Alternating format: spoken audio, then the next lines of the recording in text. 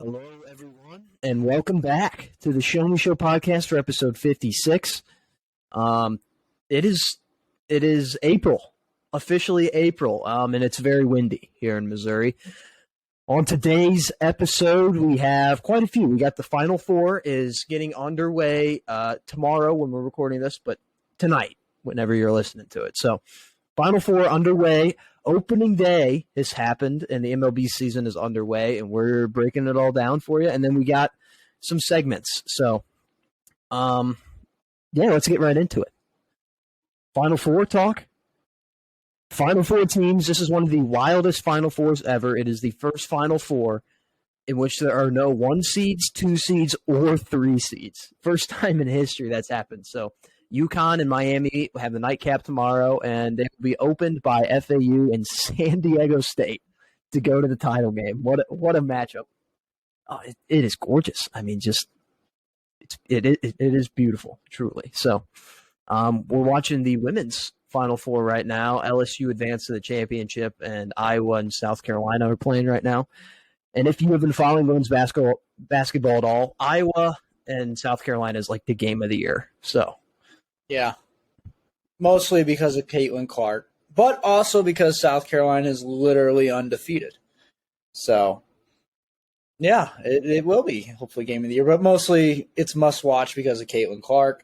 In fact, the other night while they were playing Louisville to go to the Elite Eight on ESPN, they got 2 million viewer rating on ESPN, which is higher than any NBA game this year.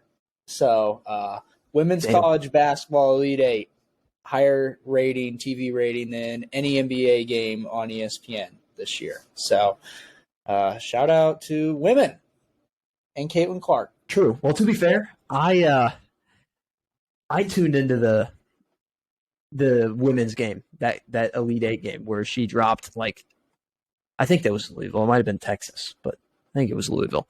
And I don't know if I've tuned into an NBA game this year, on my own. So the NBA has been completely dead to me this year. Yeah, I mean, I'll be honest. It does kind of suck in a way with all the people sitting out randomly for just random groin tightness, or Anthony Davis's hair will hurt and he'll have to take the night off, or Kevin Durant's fingernails clipped and he's got to sit out a month. Those slips pregame. Yeah, tears his ACL.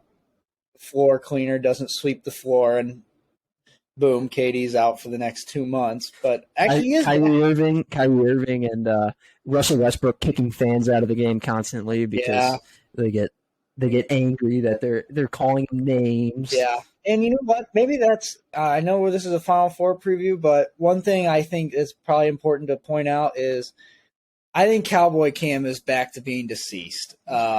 Kyrie, I was excited for when he got to Dallas because I was like, okay, I know he's a huge cancer, even though supposedly his teammates like him, but he's still a cancer that maybe he'll help put the Mavericks over the hump. But Luka hates playing basketball now because of Kyrie being there. Kyrie is just kicking people out of the game. They suck. They're losing all these games, and I think the Mavericks are dead. They're in a position where all of a sudden they're out of the playoffs every other night, it seems like. So, so is half of the NBA Western Conference, but yeah, I think Cowboy Cam is pretty much dead. So, yeah, I'll be honest. I thought they had a chance to go to the title game, not the title game, the conference finals. The finals, yes, to emerge out of the Western Conference. But I'm glad I stuck with my Nuggets. I think I'll stick with the Nuggets. So I like them. They're playing really well when Jokic is on the floor. If Jokic doesn't play, then it's sad. It's over. But let's get into some Final Four here. We'll get into the NBA later, but Final Four. I'm excited for this because I'll probably talk about this a little later, but the Conference USA storyline is insane. the fact that like they're just running through the postseason. So there's 3 postseason tournaments. There's obviously the NCAA, the bracket. Then there's the NIT, which is like the teams that just missed the NCAA tournament, and then there's the CBI, the College Basketball Invitational, and I think that's just random teams. But the Charlotte Miners won. Miners like is like like tunnel, like coal miners, not actual miners, like Minecraft. Yeah, not like little kids, but out Joe Biden. No, never mind. Shout out Jeffrey Epstein. I was going to say that, but I rescinded it. I'm not afraid to say it. I said an incredibly racist thing on the show last. I'm the bullet guy. So, damn, what was I going to say? Oh, the Charlotte Miners won the CBI. The North Texas Mean Green defeated UAB in the NIT championship, and UAB is also a Conference USA team. So, Jelly Walker. 2 Conference USA teams playing in the NIT championship, and then Florida Atlantic is in the Final Four. So if Florida Atlantic can win 2 more games, win it all, Conference USA will complete probably the greatest college basketball feat of all time, in my opinion. Because, I mean, to win all 3 of these as Conference USA, like it's not like this is the Big Ten that's doing this. It's not like it's the SEC, the Big East, one of these conferences, or it's not even like it's the American. It's Conference USA.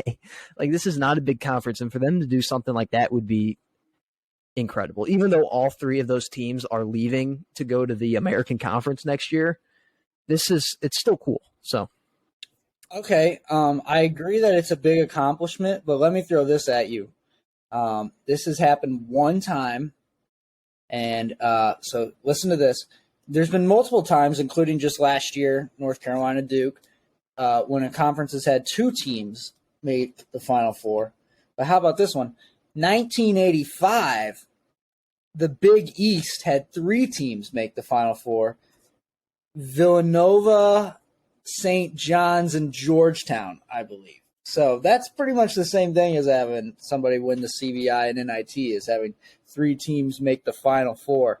Those are all 3 teams that suck now. So yeah, well, Villanova's just a little down. But Jay Wright is also dead. So, well, not dead. He's just left. So St. John's on the up, though. Rick Pitino. So Georgetown on the up. Ed Cooley. So, yeah, it's not new. It's a new era in the Big East. So, yeah, definitely still like just a sick accomplishment if you're a CUSA, a guy, Conference USA fan. So, yeah. And that's me. So, UConn is obviously the favorite going into this. It's so obvious. They're 4-time national champions. Even though this would be Dan Hurley's first, their head coach. But Miami matches up well. Which I feel like we say that against like every Miami game. It's just like, oh, they match up well. Yeah, maybe there's a reason why they're in the Final Four. So maybe it's just time to admit that they're good. Like they're just a damn good team. I think I've admitted they're good. They're best team from the ACC. It's just you admitted that because you're an ACC guy. The rest of the world hasn't. It's just like, oh, they're a scrappy team. They match up well, but what if they're just damn good at playing basketball? I think they just have some really damn good guards. And that's what you have to win in college basketball, especially March Madness. Now, also, one thing, though, is from time to time you see big men dominate college basketball in March Madness, and UConn has just that. Adama Sanogo, their big man, he is on a tear in this tournament. And all the while he's practicing Ramadan right now, and he's still on a tear. It's almost like it's fueled him more. Although I think the fasting and stuff that you're talking about, that was only one day. It's the first day of Ramadan where you go sunset to sunset. That is simply not true. There's no way you go like a week without eating food. You can eat in the evening. You can eat when the sun goes down and drink. Like I don't know if you remember. Gotcha. I think it was last year or the year before that when Kyrie would actually play basketball games for the Nets. He was also practicing Ramadan, and like the whole day he couldn't have anything. But as soon as the sun was officially down in Brooklyn, they showed a video of him eating a banana for like the first time all day, eating something. So, yeah, I think it goes to like June or June. Do a quick research. Wow, that seems really late, but I mean, it is a really cool thing.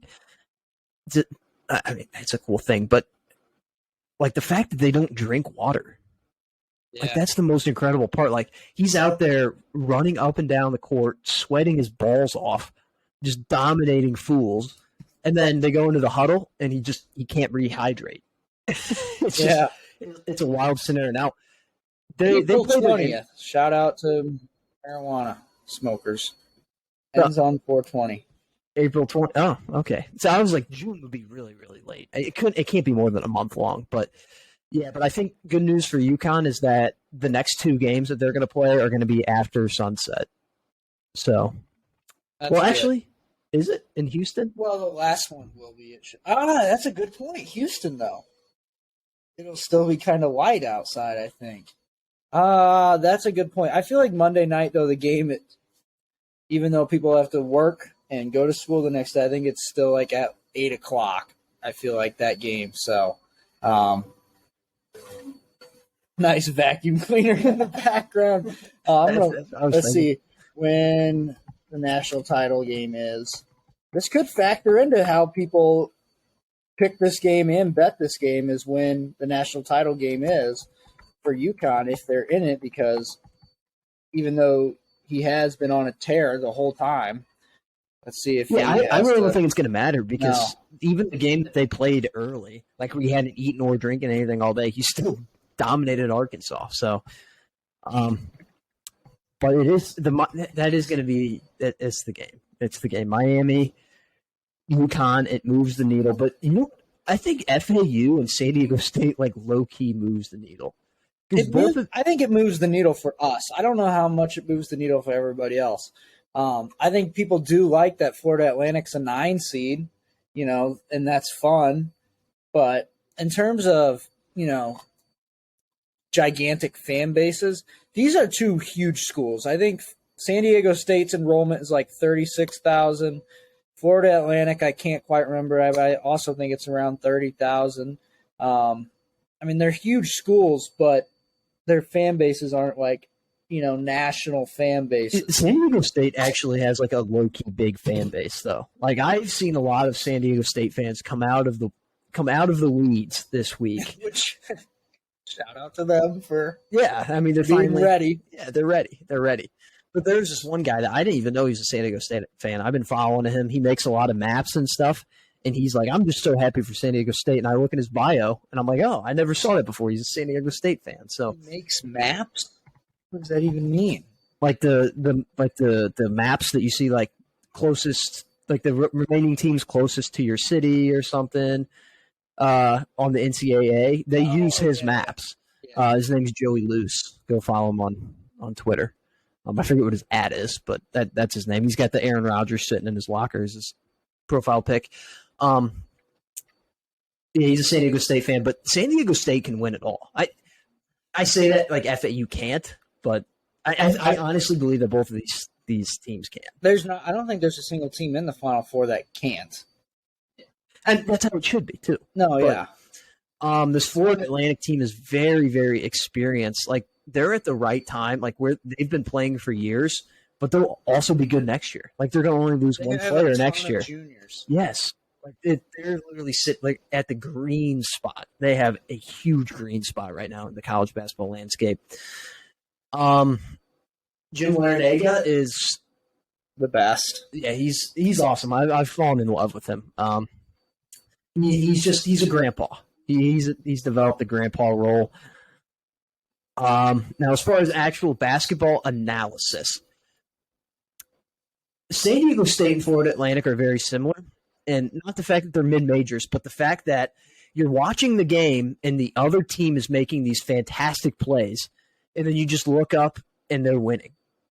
Like, you're like, how the hell did Florida Atlantic take the lead in this? Like, I don't remember a spectacular play. And it's the same thing with San Diego State. Like, in the Alabama game, it was just like, how are they winning? Like, they're just eating away at the game.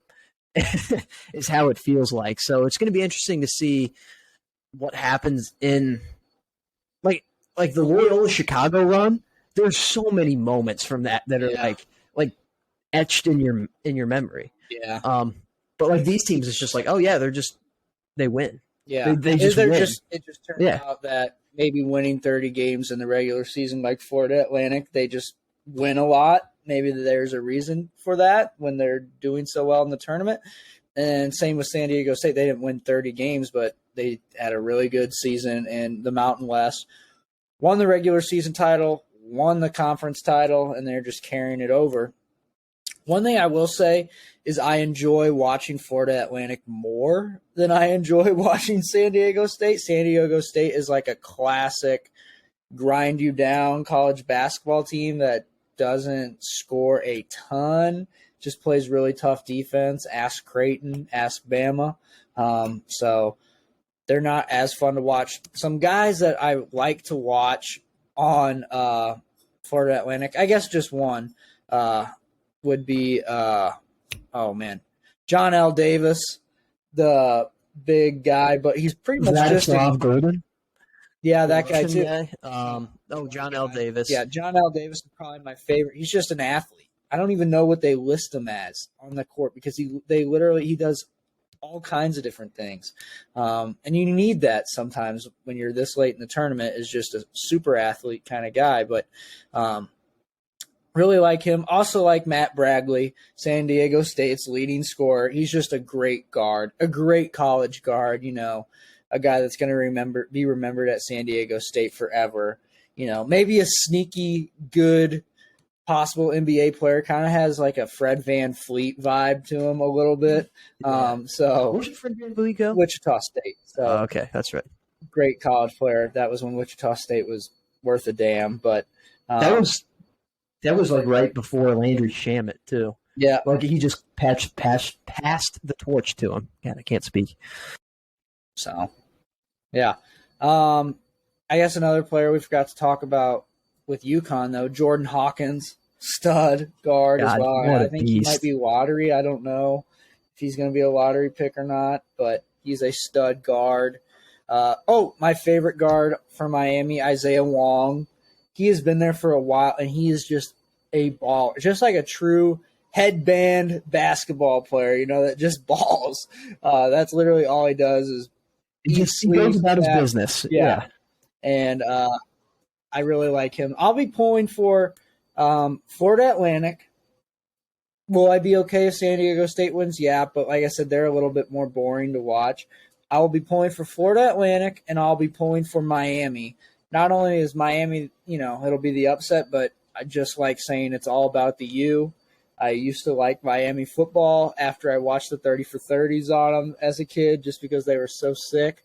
But Miami, the school hasn't won a national title like in a major sport in like 20 years. So shout out to Danny Boy Kane, and it'll be all about the U. I'm rooting for them. But I also don't hate UConn. So like Luke hates Dan Hurley. Yeah, I don't even know why I hate Dan Hurley. I just kind of do. I liked him when he was at Rhode Island, but as soon as he went to UConn, it's like, screw this guy. But I honestly think the best matchup will be Miami and FAU. I think that'll be the most fun matchup, not only in play style, but the fact that their campuses are like 20 miles away from each other. That kind of makes a fun aspect to it. Although, on the contrary, UConn San Diego State is probably the second best matchup. Just the fact that a little bit more gross, and also it looks a little bit further than 20 minutes. Well, maybe not. I feel like with that traffic, that might be a little bit longer. But one thing to point out, Luke, just for our own interest here, Boca Raton, FAU, it's 30,000. The school enrollment. Average cost after aid is only $11,000. That's pretty sick. If they win it all, considering how awesome this campus is. Boca Raton, Florida, national champ. Cam, do you want to make a vow that We have to enroll for at least 1 year. The tuition's going to probably skyrocket because their enrollment's probably going Oh, to yeah. increase after they win a title if they do. But Yeah. just Could pointing that out, that's pretty sweet. So, yeah, that would be. But man, if they win a national title, I might have to commit. yeah, Just for a year, just verbally. to check it out. Yeah, just to check it out. Or I'll at least take a visit. I'll take a visit to Boca Raton, FAU. If they win the national title, Do they even know that their team's in the Final Four? Like Miami, I know the city of Miami knows that the U is in the Final Four. It revolves around the U, but like Boca Raton, you're just kind of like chilling on the beach. I think they probably do. You think they know? I think they do. It definitely, Especially the students, retired people. the students definitely know. There's probably a lot of retired. There's some retired people that are like super dedicated I'm to sure it. there's like some really nice bars to go hang out in Boca Raton and watch some games, eat some like lobster and crab and shit. The guys that are just like super tan and muscular, and they got the like- slick back hair. Yeah, like Hawaiian shirts. Yeah. White hair though. At this point, they've actually But probably it's like super jelly. Like you could put, they just slobbered a bunch of gel on their hair. But Yeah, they worked in New York City for a long time, retired after long career as a lawyer, down to Boca Raton. Maybe they went there for school. I don't know. I think that there's a small group that is like they're very dedicated basketball fans, and just by word of mouth, everyone is known that, oh yeah, they're in the Final Four now. Like it's just spread like over time or over the course of this week. probably Like, took the week for everybody to figure it yeah, out. like they're like, oh yeah, they play on Saturday night. Like, oh, I'll tune in for a little bit. Yeah, yeah, But- I could maybe work that into my schedule. yeah. Were One, they playing San Diego State? yeah. Yeah. Oh, that's a nice campus too. One thing to note is that FAU is a 9 seed, and the lowest seed to ever win the tournament is an 8 seed. So not only would they be like the first mid-major to win it in forever, Was that UConn who did that? Villanova Villanova. in like 1985. UConn won it as a 7 seed. That was the year I was just talking about. Yeah. Yep, that was an 8. They were an 8 seed that year. What the hell was I going to say? Yeah. So they would be the lowest seed ever to win it, which would perfectly encapsulate how this tournament has gone so far, if we're being honest. So I wouldn't be surprised by that by any means. And San Diego, as a Pac-12 guy, it is going to be hard to root against San Diego State because San Diego State is going to join the Pac-12 in the very near future. And I would like to claim a Pac-12 championship because it's been a while since that's happened. So I would be perfectly fine if they won it as well. Just really, I'm fine with anyone but UConn. I just want to see a first-time national champion. We're being honest. Yeah, that's Final Four talk. You got any predictions? I do think Florida Atlantic's actually going to win, so I think they'll be in it. And then I just think UConn's going to win, and then I think UConn will beat Florida Atlantic. Okay, I'll go polar opposite of you. I'll go San Diego State defeats Miami. I would. So we're just going to have a really boring. They're just going to grind the shit out of Miami, aren't they? Miami they put up points. Yeah, but San Diego State can't, so how do they win? I mean, they can, but if they play at that pace, but they like to just keep the pace low. That's true. I don't know. So you have UConn beating FAU. That is what my brain is saying. My heart says Miami over Florida Atlantic, but that's completely different from UConn over Florida Atlantic. I don't. Basketball wise, UConn is definitely the best team left. But here's the thing: this is kind of the year of the 5 seeds because there's always a 12 seed. There's always a 12 seed that upsets a 5 seed, right? Always. This year didn't happen. They went 4-0 against the 12 seeds. They have 2 5 seeds in the Final Four. Like, this is the year of the 5 seeds. Why not have them match up in the championship game? That would be nice. That'd be sweet. The return, any way this tournament goes, I'm fine with it. It's been such a great tournament. I agree with that. It's the revenge of the 5 seeds, though. So I'll go with the 5 seed matchup. Final Four talk. Boom. Do you want to get into? Do you want to do a segment? Yeah. Okay. In and out. Finish with tough seed. Yeah, sure. Okay. So we're gonna do in and out. We haven't done in and out in a long ass time. I feel like since before Fantasy Corner. So in and out. I'm excited for this. I guess I can go first too, if that's all right. I am in on Conference USA. I think we established that already. I don't have to go in depth with that. Just the sweep would be really cool. Also, the record is 18-2 in the postseason, and they are I think they're 17-1 against non-Conference USA teams. So because North Texas beat UAB, so and on Conference USA, I'm also in on the NBA because it's back. The last week I've picked up my interest in the NBA. But you just said earlier that you haven't watched a single game. I haven't, but I'm going to. I'm back in on it. Like I'm in on the playoff race. I'm checking the standings every day. I'm checking the scores every day. Like I care now. I'm back to caring about the NBA. There was a time where I was like college basketball, and football. Now it's like college basketball is kind of wearing out. You know, you get the Final Four. That'll take over tomorrow. But NBA is back. I mean, we're in the final 2 weeks of the regular season, and then the playoffs start. So I'm back on that. And just the NBA, I'm kind of getting some parity with the NBA this year, too. There's so much. Especially in the Western Conference is like a sicko conference this year. It is, but even the Eastern, all of a sudden, teams just keep having these random collapses. The only teams that really have kind of helped themselves from these bad collapses have been the Bucks and the Celtics. And the Celtics have had a couple lulls here and there, but really not anything major. You know, the Sixers right now have been not playing very well. And the Heat every once in a while kick it up a notch and then come back down. It feels like the Heat are so weird. Yeah. I mean, that's just it. They really are. There's and in the Western Conference, like Luke just said, I mean, I think it's the seeds 5 through 10 or 11 or 12.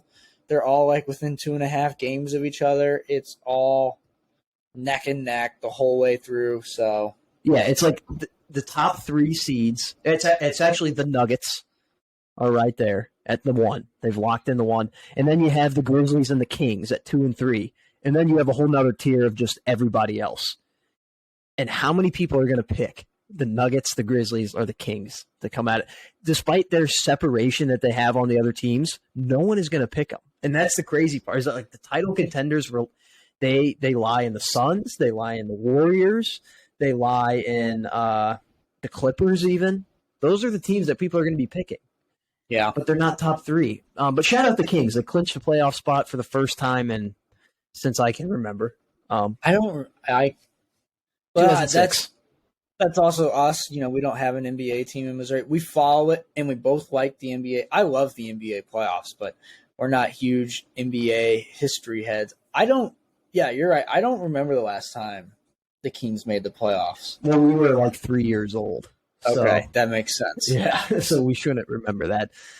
They had probably a bunch of European white shooters on their team, probably when they made it too. Yeah.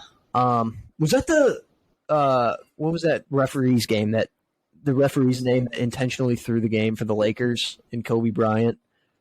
What was that guy's name? Was it Tim something? I feel like that might have been earlier than 2006. That would require a search. That would require a search. But I really don't feel like conducting. So, but yeah, look it up if you're interested. But the Kings are good. Kings might be. They might be. I might be riding. The Kings are. They're going to get disrespected. Whoever is the 6th seed is going to be favored in this series against the Kings, and I don't like that. The Kings have been playing really good. Keegan Murray's been playing amazing. DeMontis Sabonis, De'Aaron Fox. Shout out to him. He's been there forever, and the fact that he finally got to see him in the playoffs, like that's a feel good homegrown story. De'Aaron Fox, and then Kevin Huerter is just. He's just like a low key white shooter. Yeah. Damn. Every championship team needs one of those. Not to be racist, but that's That's a key part of a championship team is a white 3-point shooter. Man, what that team they're stacked. that's a they're good loaded. roster. The names that like the names you just named, like that's a solid set of names. And also, it's nice to see Keegan Murray kind of pan out because like when they drafted him, I was like, I just wasn't all that sure. They about took him it. over Jaden Ivey. Yeah, I wasn't all that sure about it. But I'm glad to see that he's doing all right. So, yeah, and I used to be a Kings fan based off of how just absolutely brutal their social media team was to fans and other teams. They would just roast the shit out of people because they had nothing else to do because they sucked. But now they're back, so shout out to them. One thing I will say, light the beam. Yeah, light the beam. And one thing I will say is about the Nuggets is that you know how we just always disregard the Nuggets? Yeah. This might be like the 1 year where I don't know if I'm going to disregard the Nuggets because like we say there's all this parity and there is, but it's kind of because there's so much parity because the teams are kind of shitty. They're not playing well together. And it's the Nuggets are. So it's like even though they're winning all these games and, you know, we look at them and they're like, but they're really not that good, even though they've won all these games. Coached. They're well coached and they're playing good NBA basketball. So they might just win it anyway. Jokic is just so damn good. Oh, He's about to win his third MVP in a row. Yep. Who does that? LeBron That's didn't Jordan even do that. stuff. Did Jordan even do that? Didn't he win 3 in a row? He won 2 in a row, but I don't know. I'll do a quick search for that. Okay. That's respectable. That's like Bill Russell. That's like going back to Bill Russell, Wilt Chamberlain. The last time 3 in a row MVPs. Jokic is just like dominating the league, like low key. He gets a triple-double every other night. And he is just a basketball player. He is so fun to watch. And he's Serbian. So shout out to Serbians across the world. Okay, this is fucking sorry. This is stupid. Well, Carl Malone says, I think it's Carl Malone says he's not voting Jokic MVP because it would be 3 straight and that's lazy. That's stupid because he's been the best player. That's stupid. That's and the complete list, by the way, is Bill Russell, Wilt Chamberlain, and Larry Bird. That's it. So no Michael, no Michael Jordan or LeBron or Magic or Kareem. Wilt, Larry, and who else did I say? Wilt, Larry, and Bill Russell. But those are guys that dominated. They dominated their time. Like Wilt Chamberlain, some of the stat lines he put up, like where he had like 27 blocks in a game or something, 53 points. He dominated. Bill Russell won 10 championships in a row. He dominated. And then Larry Bird. There was a period, there's a 5-year stretch where he dominated the league. Yeah.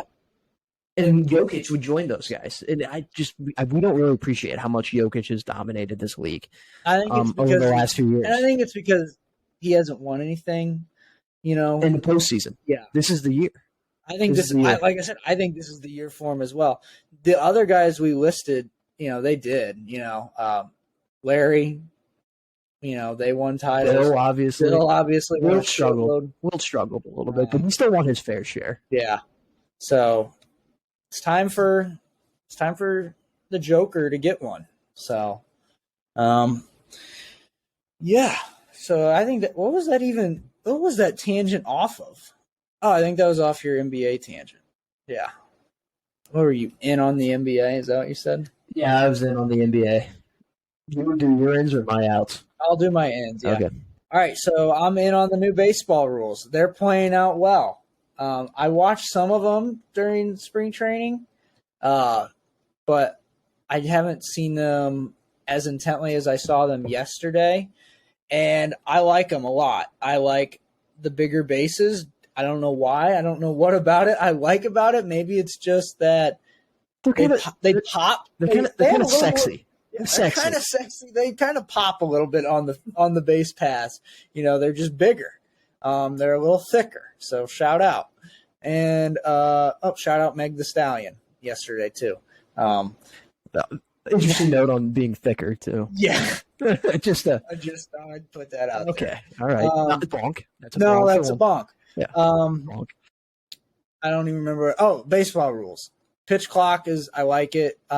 It's pretty intimidating when the umpires call like strikes and outs on players for like not getting in the box in time and taking too much time out of the box and stuff, like after 8 seconds, calling them strikes and stuff like that and outs. There was one moment I want to elaborate on this. In the opening day between the Mets and Marlins yesterday, Jeff McNeil got a strike called on him because Pete Alonso couldn't get his fat ass back to the base in time. And they called a strike on Jeff McNeil. Like that's just hilarious. Like Pete Alonso, he's just so fat that he couldn't even get back to the base in 8 seconds. Like it's hilarious. It's one of those moments that those are the type of things that we might be seeing this year, and it's just going to be funny. I'm fine with that. I'm good with it. And I don't know. I mean, if Cardinals opening day is any sign, we're just looking at a ton of more runs. Now, obviously, that game was an anomaly of a great game. So, even though they lost, but yeah, I'm in on the new baseball rules. I like them. So, hopefully, it continues to pan out well for the MLB. It's nice to see that they actually listen about something. Now, it took a million bajillion years, but here we are. And I think this is going to improve the game because, I mean, the average game time was like 3 hours and 10 minutes last year. Like that, it kind of draws out. Like the game yesterday, the Cardinals game was over 3 hours long, almost 4 hours long. But there was a lot of runs. But there was so much. There was like action, 35 hits or something like that. So yeah, I mean, just the shift creates more hits, creates more plays. The pitch clock speeds it up so there's not as much downtime and lag in between pitches, and the bigger bases just look sexier. Yeah. So it's just like all three of the rules are going to come together and I think make the game more popular this year. Yeah. As a matter of fact, I was thinking about changing some stuff around in my Twitter bio, and I noticed that I still had hashtag ban the shift in there. And so, it's like fighting for women's suffrage. We got it. Here we then we got the right to vote for women all those years ago, and now we have the shift is canceled. So kind of shout out to me. My next is I'm in on applesauce right now hard. Yesterday, I think, was my record in my lifetime. I had 5 cups of applesauce. Oh my God, have you had diarrhea yet? No. That has to just destroy your insides. No, I love it. It tastes so good. I had it for breakfast, 1 cup for breakfast. I had a cup for lunch, 2 cups for dinner with my chicken breast, and then I had a cup after I got home from the gym. So 5 cups of applesauce, and it is delicious. Trying to eat healthier lately, although tonight and yesterday did not help, as I had hot dogs for opening day and catfish today, fried catfish, and multiple desserts. So maybe not back. You can have a cheat day. It's allowed. Yeah, but that was allowed to miss shots. That was like 2, but that's all right. No, I have 6. I have 6 cheat days a week, so that's all right. Is that your ends? Those are my ends, yeah. All right. My outs, the Baltimore Ravens. Oh, that's a fucking good one. Excuse my language. Oh, no, I am so out on the Baltimore Ravens and NFL owners as a whole, but especially the Baltimore Ravens. I forget the guy's name. Baltimore Ravens owner. This is bad podcasting. Steve Bisciotti? He's Italian, and he's Steve Billionaire, pretty much. Steve Billionaire, basically. Billionaire. He's Italian. He's an Italian. He's an Italian pervert, an Italian mafia member, probably. Yep. And he's also incredibly stupid when it comes to managing his team. Lamar Jackson, obviously, we know he represents himself. So, how does he get the news out that he requests a trade? He tweets it. So he tweeted out that he's done with the Ravens. He requested a trade, and the Ravens refused to pay him. or refuse to pay him what he wants anyway. Guaranteed. Yes, they refuse to get the guaranteed money in. And I'm just so out on them because here they have an electric player, young star QB that the fans adore. The fans adore. Not just the cities too, like the whole NFL. Yeah, he's awesome. He's a class act of a guy. Stand up human. Exactly. He's one of us. Like, oh yeah, I remember when he's kind of a troll. Yeah, I remember when they added that emoji with it's the dude on Apple and he has like pregnant. A pregnant stomach and he tweeted out, he goes, why the buddy pregnant? He's one of us. That's a one of us moment. So such an iconic tweet. Why the buddy pregnant? Why the buddy pregnant? Why is he pregnant though? One question. Back to what Luke said, for me, this is terrific news. As a Steelers fan, I mean, this just makes the division slightly easier. Every 2 times a year we have to play them, they'll probably be trotting out Huntley, who was a Pro Bowler. Shout out. Such a fake Pro Bowl appearance. So it's good for the Steelers. But just a tough scene for Baltimore fans who I actually do respect. Even though it's like the Steelers' biggest rival. I hate Cincinnati and Browns, but I can tolerate Ravens fans. You guys have a mutual respect. Yeah, we do because we're both good teams, good quality franchises that can show a little respect here and there to each other. But yeah, this is just a tough scene, and I don't blame you for being out on this guy. Now, I do kind of understand where this is coming from because the Browns and the Haslam family, the Browns owners, they kind of screwed everybody, giving over Deshaun Watson that huge guaranteed money deal while being a predator and a creep. And Lamar Jackson's not a predator or a creep.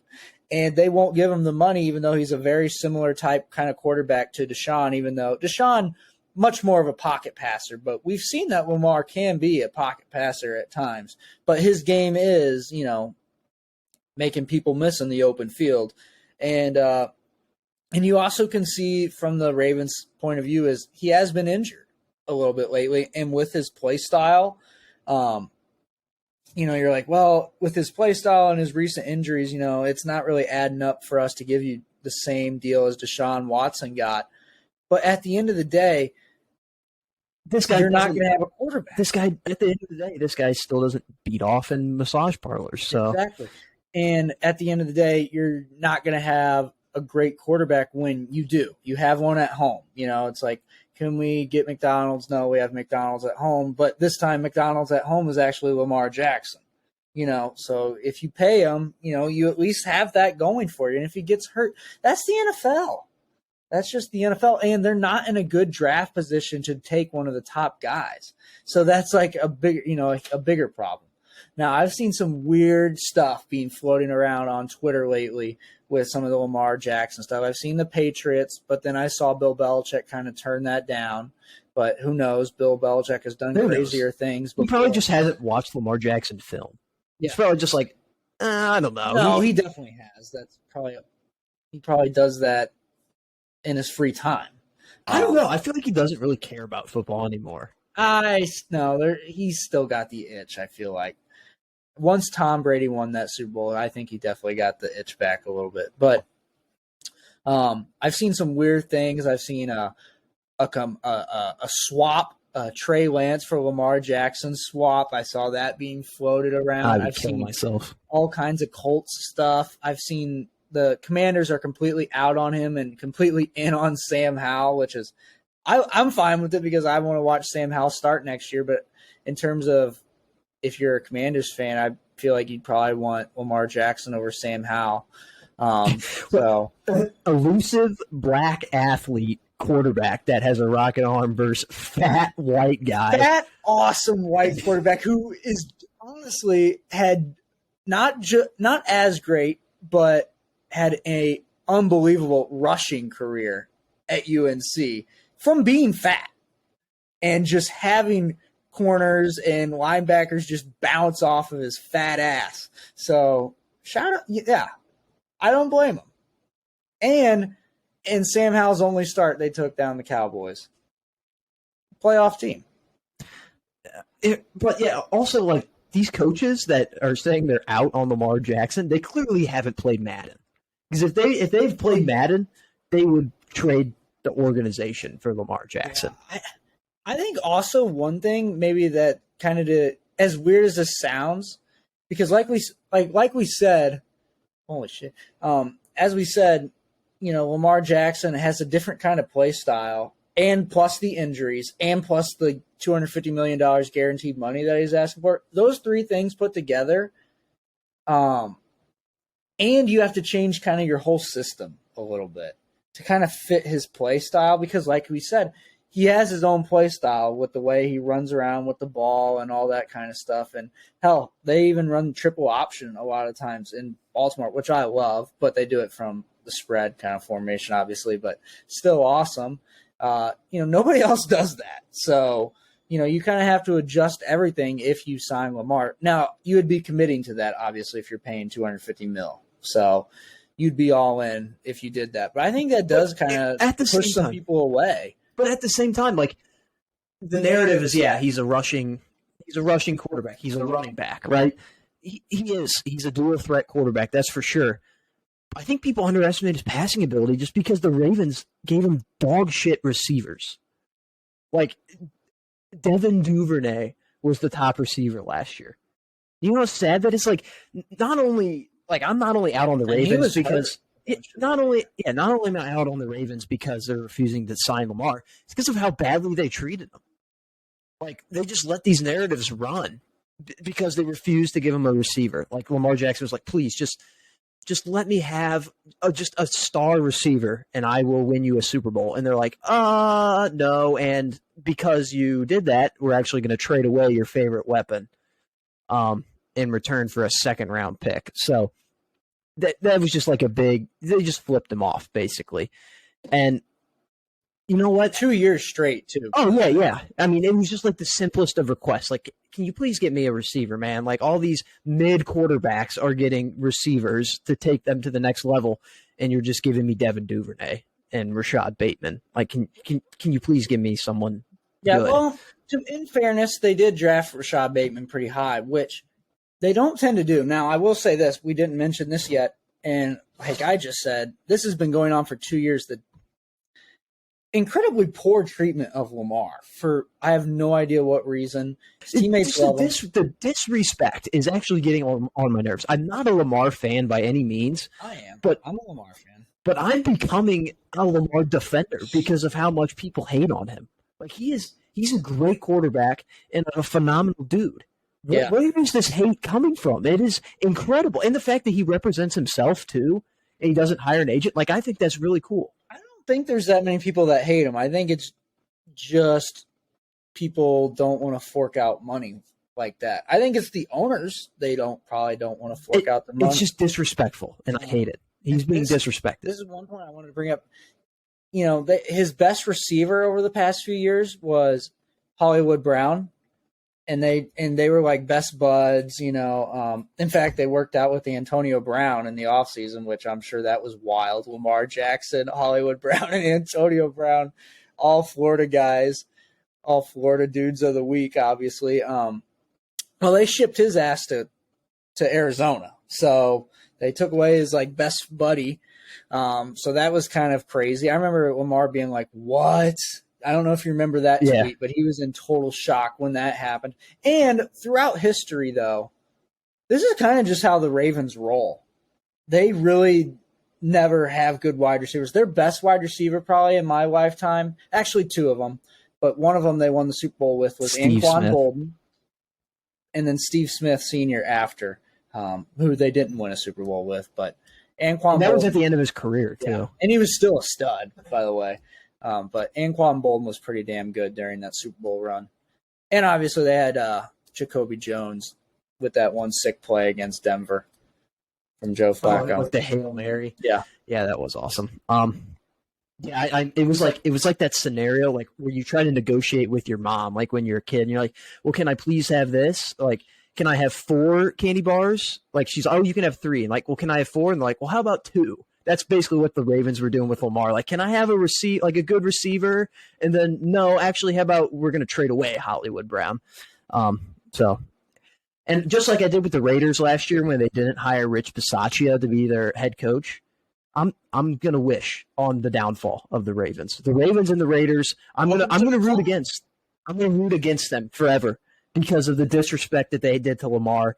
And the Raiders, I'm rooting against them because of the disrespect they did to Rich Bisaccia, which was a little hard this year because Devontae Adams. I like Devontae Adams, but still, I'm out on the Raiders, out on the Ravens. Wish nothing but pain and suffering on their organizations. Welcome to the club.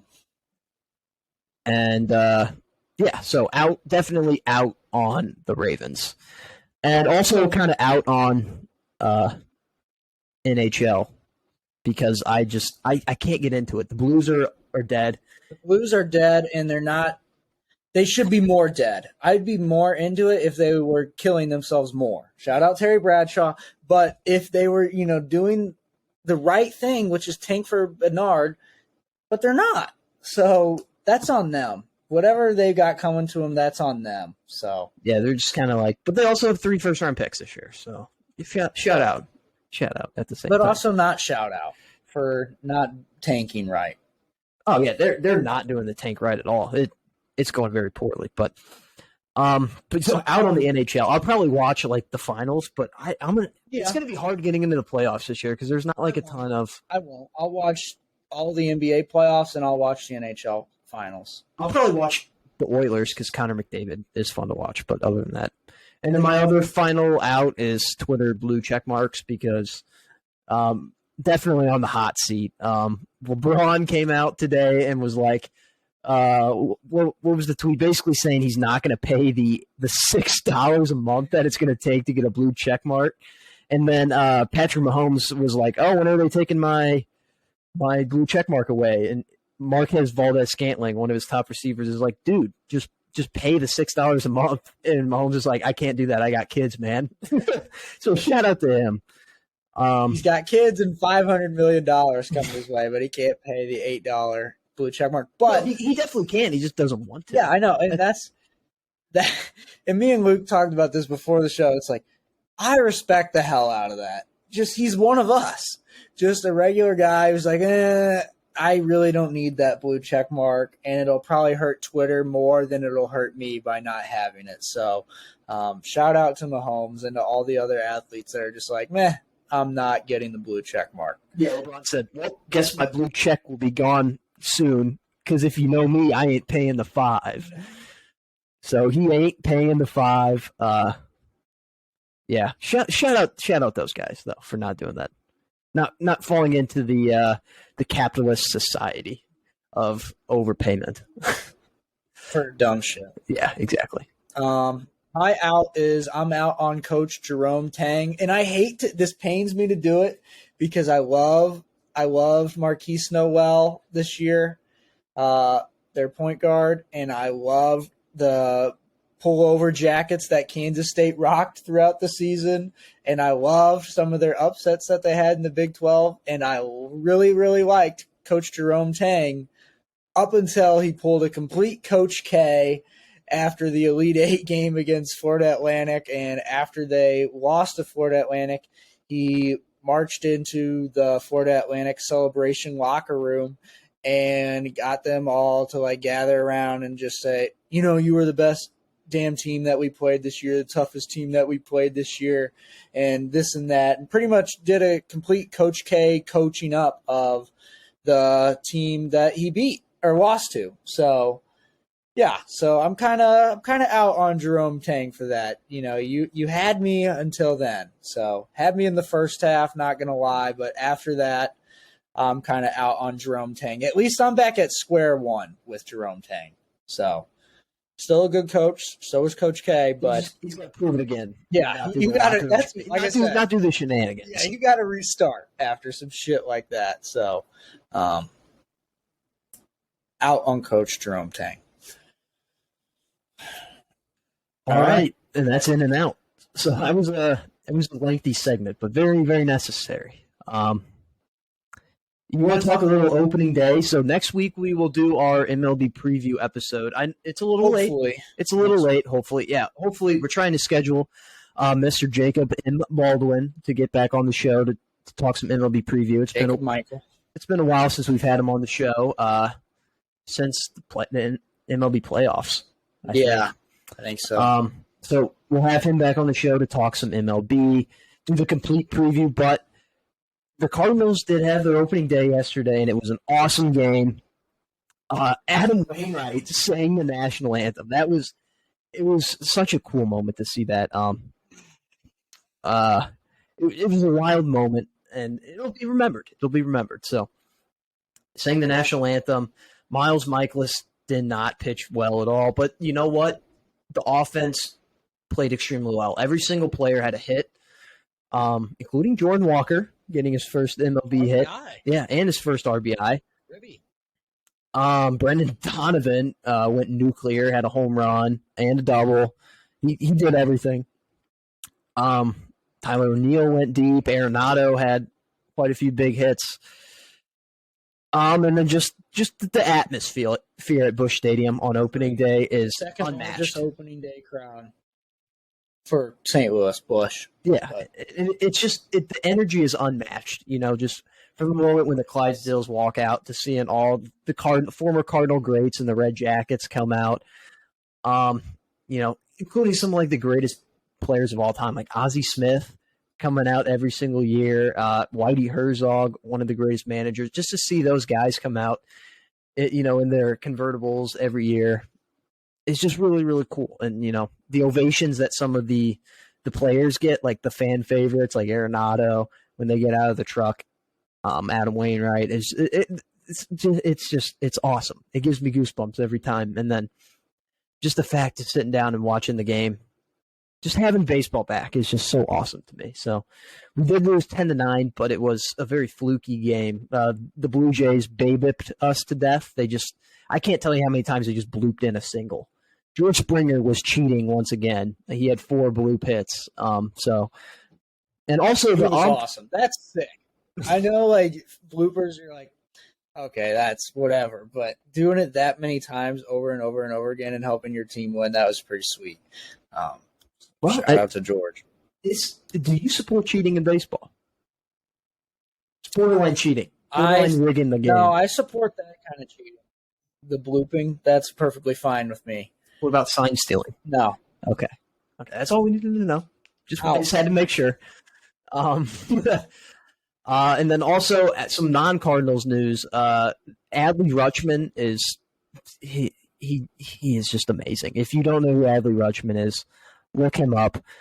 He finished 3rd in Rookie of the Year voting. He is a catcher, by the way. He went 5 for 5 yesterday with a home run and a walk. He was on base 6 times.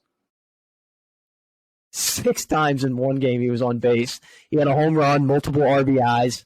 And if it wasn't for him, the Orioles wouldn't have won that game. So when we talk about the Orioles having a good season this year, it's all about Adley Rutschman. He's going to live up to the hype. I'm so excited to see what he does in his MLB career. And yeah. So do you want to give a sneak peek at the MLB preview? Just give our World Series winners. Yeah, one thing I wanted to point out about just Cardinal opening day in the state of Missouri. I worked all day yesterday, so I worked during first pitch up until about the 6th inning, and I worked all throughout. My shift started at like noon because I had school. Then I got there, and we had like a Cardinal opening day thing at the bank or whatever. But every single person just about that came through either the drive up out of the bank or into the bank wearing Cardinals red, wearing a Cardinals hat, having I heard multiple radios, with the pregame on, and just wearing Cardinals stuff. It's just such a big deal here. It's like a little holiday. It really is a little holiday here in Missouri, at least on this side of the state. And it's just awesome to see every year, kind of like Luke said. You see it in your own community. Now, granted, Washington is literally like just under an hour from the stadium. So, like, we're practically a St. Louis suburb. Not quite, but practically. So, I mean, it makes a little bit more sense while it's bigger here, but it's really like that almost all throughout Missouri. Even, once you get towards Kansas City, yeah, there's a lot more Royals fans.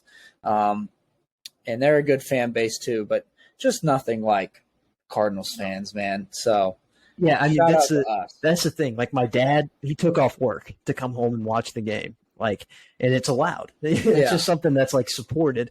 And you see, like, all these businesses, like all the jobs, they'll have like opening day parties, or they'll have like an opening day lunch. Yeah. Like, where everyone brings in food or snacks. At one of my classes, one of the professors brought in like snacks. He's like, for opening day.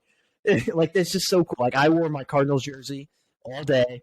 But it's, the hardcore people will wear like the jerseys, but then you'll have like the casual people that are like, oh, it's opening day. They'll wear the hat, like you said. They'll wear like a pullover, like a hoodie or something, or they'll wear red at the very least. I remember in elementary school we would have, Cardinal Day. yeah, it would be Cardinal Day. Like, you wear red.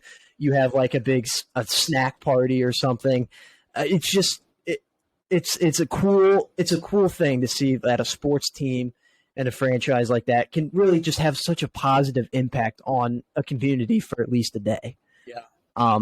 And just how big it means here. Like I was thinking the atmosphere at the Busch Stadium. I was talking about that before. Yeah. It's not just at Busch Stadium; it's the entire area. It really is. That it just is. It's just an awesome thing, and people are so excited for it. I mean, baseball people get excited about opening day, but it's different here in St. Louis. It really is a holiday. Yeah, and it really is the old-timey sport of Missouri, baseball. Obviously, the Chiefs have been in Kansas City for a really long time, and we've had the Rams and the St. Louis Football Cardinals in and out of St. Louis, and we've had the Blues for a while. We had the NBA leave us as well. Not the Cardinals, man. I mean, obviously St. Louis Browns was before, but Cardinals have been here forever, pretty much. So, and that's why their roots are so grand in Missouri. So it really is the best every single year when that day rolls around. So, like, the Cardinals have been here for the entirety of everyone's lifetime. Yes. Like, since the 1800s, and there's no one around. So that's why it's like the Rams, they're gone. Like, the Hawks, some of these teams, like, they just haven't been here. But the Cardinals, they're a cornerstone of this community. Like, when you think about St. Louis, if you're an outsider from Missouri, you'll think about the Arch, probably. You'll think about maybe some foods or something like toasted. Really, the second thing is it might be. It's the Cardinals. You think the Arch and then the Cardinals. That's St. Louis. So, just a really cool atmosphere and when we talk about like the ownership of the Cardinals sucking and stuff, like, you can talk about that. Like, they don't pay, they don't sign a big free agent or whatever, but they really do a great job. Like, John Mozeliak, shout out to him. He does a great job of creating a winning team every single year, because that's what these fans expect. They expect a winning team every single year. Like, in my lifetime, there hasn't been a time where it's like, oh, the Cardinals are out of the playoffs. Yeah. Like, they're always there. And I think that's really special. You don't get that very often. A great comparison for it is honestly the Steelers in the city of Pittsburgh. Their fans. That's why I always like whenever I feel like the Steelers should tank, I'm just like, but they won't, because the city fans won't allow it. The city can't take it.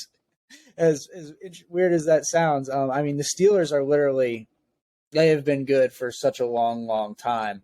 And that's a great sports city too, because literally all the teams have the same colors, which is a brilliant idea. Oh yeah, but it's phenomenal. But like it's the same thing applies when you think of Pittsburgh. What do I think about first is the Steelers. Yeah, like that's what that city's known for. Yeah, so I think of the beautiful yellow bridges and the Steelers. So it really is a pretty similar situation there. I would say like something like the Patriots, but really that's new. That's really just like the past 20, 30 years. I mean, Steelers is more like 75, 80, and Cardinals is like over 100. So, yeah. I don't even know if there would be a basketball team like that. Like, trying to I would think. say maybe the Celtics a little bit. Yeah. But, Or maybe because the Celtics really are, even though they don't win it, they haven't been winning it as often. They literally are good pretty much every single year. or even the closest thing would just be like the Indiana Hoosiers in basketball. Although, man, it's been a drought for them. Yeah. The Celtics are actually a really good comparison when you think about it. I mean, Cardinals won their last World Series in 2011. I think that's just right about the time when the Celtics won their last one. But like at the same time, when you think about the city of Boston, there's so many more things than the Celtics that you think of first, though. Unless you're like a sports head like us, then you'll think about that. But there's not a whole lot. I mean, I think of the history first. Yeah, the history of and the then city. I think of the Red Sox and Celtics, and then Patriots. But Patriots are in Foxborough. But yeah, Fenway Park is very iconic. Yeah, I think of the Green Monster. So, but yeah, it just means more here in St. Louis, and that's why, like, even though we lost yesterday, I'm not worried because I know that it doesn't matter. We're going to end up with a winning record. It just happens, despite how terrible our pitching is. Yeah, just figure it out some way. And also, our lineup is awesome. Like, if that was an incredible, even though we lost, that was such a fun game to watch. And if every game's going to be like that this year, it's going to be a fun year. It's going to be epic. Yeah. I prefer for our pitching to be a little better. But, but they didn't. I don't think the Blue Jays hit any home runs. No, they didn't. They had 10 runs without a single home run. So, I mean, you could take that, I guess. At least O'Neill hit one. So. Yeah, exactly. And Brendan Donovan. I'm excited about Brendan Donovan this year, but we'll get into that with the MLB preview episode. You want to save it for next week, or I think we should just save it. Okay, that's valid. Give it a little time to. I need to analyze. Okay. Well, baseball seam head over here, Cam, needs to analyze and make it a good, solid prediction. Yeah, I tweeted mine out earlier. I have the Blue Jays missing the playoffs, which that might have to be rearranged because I forget how good. I had them out of the playoffs because I was like, their pitching is not that good. But then I looked at their pitching staff and I was like, no, their pitching is really good. I don't know what I was tripping on. So I don't know why I had them missing the playoffs. That was an L by me. That was a rare baseball L. But yeah, I just great fantasy baseball. Cam joined the league, so we did our draft. Missed the cutoff, but luckily the draft didn't happen that night on that Monday. Oh yeah. So. We were struggling to find people for the league. So, you want to finish up the show with tough scene of the week here? Yep. Sounds good. All right, my tough scene is Donald Trump. As he was indicted. See ya, bitch. Exactly. He was indicted. Who cares? I mean, he's not president anymore. It's really just I don't really care. But the one thing I do care about is that I really hope that his mugshot gets released to the public, because it would instantly take the internet by storm. It would be a glorious exactly. And just I'm thinking about Twitter and like all the people that have like these random Twitter profiles. Yeah, like their profile pics will be Donald Trump. Yeah, like NBA, all the NBA young boy guys and stuff like that. They're like switch. MLB fans, like it'll be Donald Trump mugshot photo, but with like a Phillies hat on. Yeah, or like something like that. That's what's going to be gorgeous about this internet, is that everywhere you look is going to be his mugshot forever. Like how we have those random Twitter moments, like when something like when Chris Rock got smacked by Will Smith, and Twitter kind of just falls apart for an hour or so.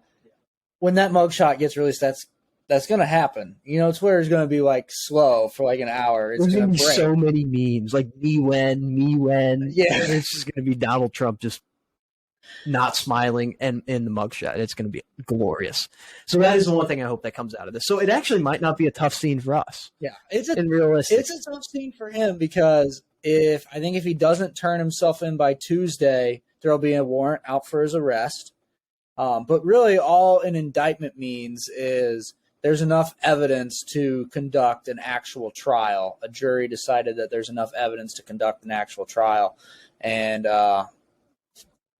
so, yeah, I mean, there still has to be a full trial with the full defense team. So, yeah, it doesn't mean he's going to jail. No. It just means that he's going to be arrested. Exactly. creates the mugshot, which creates memes, which is positive for the world. So, Exactly. uh, On the up. Yep. Up and up. And then this isn't really a tough scene, but just technology for us the last few weeks has been brutal. Last week when we were recording, my power went out. We were in like the midst of a major storm, and my power just went out in the middle of the recording, and it was kind of funny. And then also the week before, we were having that was our college basketball March Madness preview episode, and we had some major technological problem. Like, I thought my audio was just deleted forever, but shout out to the tech lords at Riverside, because after a few days, it took days for them to figure it out, but they got it, and it was a good episode, and we were able to get it out a few days later, obviously, but still before the tournament actually happened. So, yeah, shout out to Riverside for that. It took multiple people to figure it out, too. It wasn't just one guy. It was multiple times that it took to figure that out. So it's crazy. Yeah, shout out to them for that. And that's about all I have for my tough scenes. Mine is last night I just nicked the shit out of my neck while shaving. Hold on, I probably see. You can't really see it. You kind of can. Oh, yeah. Hurt like it would not stop bleeding forever. So that's my first one.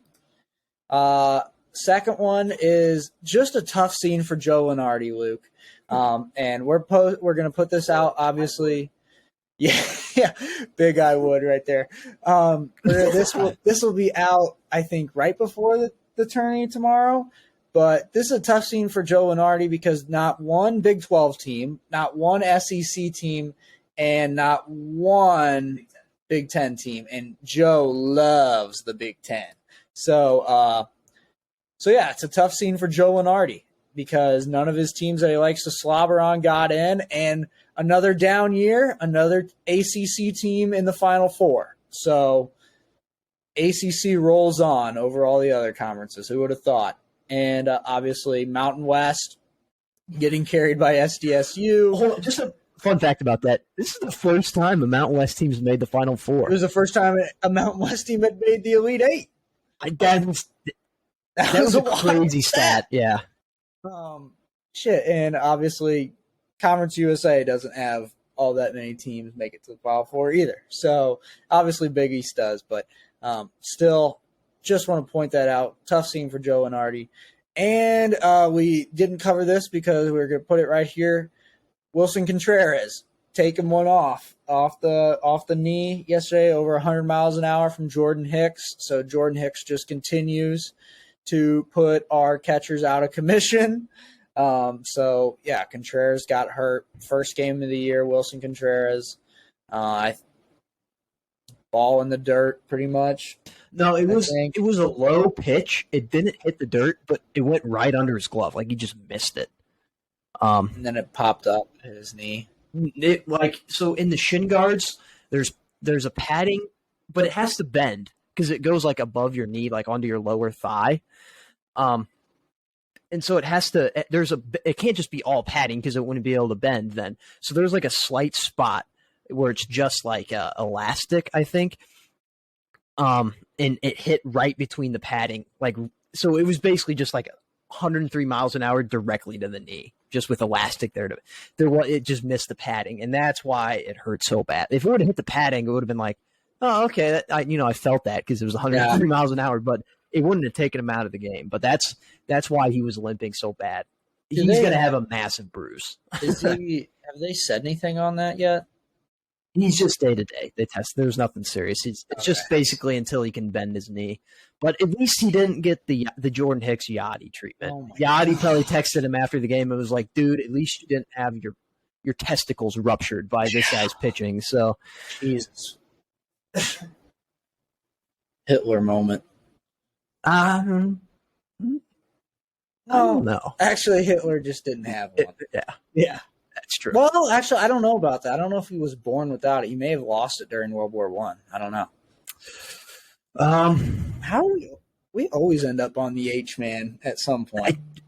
We need to make it stop. We need to like take it to Stalin or something. Like certain. Yeah, Stalin. take it to another genocide conductor. Yeah. Jesus. Okay. Famous genocide conductors. Pol Pot, Andrew Jackson, Stalin, Hitler. Vladimir Lenin.